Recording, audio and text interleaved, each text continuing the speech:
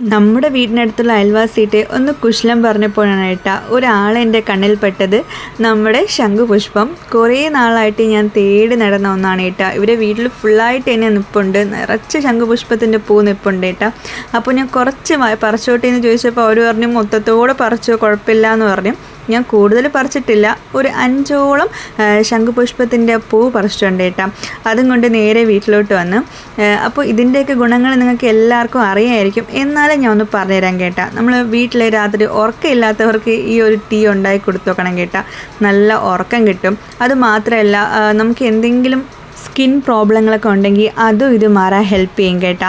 അത് മാത്രമല്ല, നമ്മുടെ സ്കിന്ന് മൊത്തത്തിൽ തന്നെ ഒരു ചേഞ്ച് വരുന്നത് കാണാൻ പറ്റും. ഈ ഒരു ടീ വന്നിട്ട് നമുക്ക് ആഴ്ചയിൽ 3 പ്രാവശ്യം കഴിച്ചാൽ മതി കേട്ടാ. നല്ലൊരു റിസൾട്ടായിരിക്കും. അതിന് വേറൊന്നുമില്ല, ഈ ശംഖുപുഷ്പം നന്നായിട്ട് തന്നെ ക്ലീൻ ചെയ്തിട്ട് നല്ല തിളച്ച വെള്ളത്തിയിട്ട് ഒന്ന് നന്നായിട്ട് ഇന്നൊന്ന് തിളപ്പിക്കുക, നല്ല വെട്ടി തിളപ്പിക്കുക കേട്ടാ. എന്നിട്ട് അതൊന്ന് നമുക്ക് സ്ട്രെയിൻ ചെയ്തെടുത്താൽ മതി.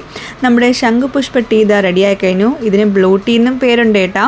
നല്ല അടിപൊളി റെസിപ്പിയാണ് കേട്ടോ.